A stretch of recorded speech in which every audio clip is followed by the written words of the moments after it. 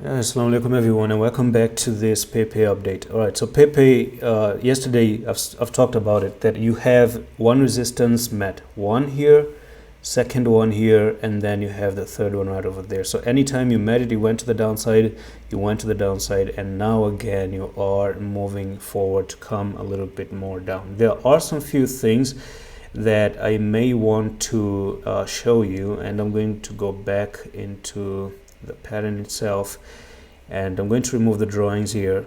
There are some few cases where a channel is being created, a downtrend channel in particular. So you do have this first upper resistance, as I showed you before, something like this over here, and yes, you do have three touches over there with all the resistance, right, just like that. Okay, so you do, yeah, I think it's like that.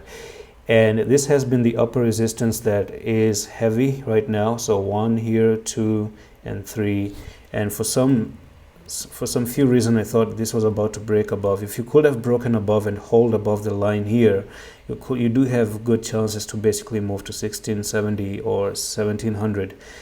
And if we combine that with this lower trend line right over there that you see here, just like that, okay? So this is forming a channel, and I'm just going to keep the channel like this as well.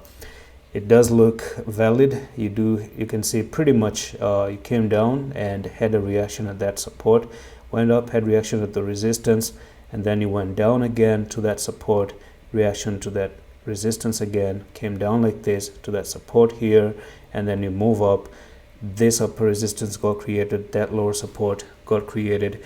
So from there, I think maybe the next best buying place for Pepe is going to probably be down again to 668, if you do of course fail to get above this right over here, right?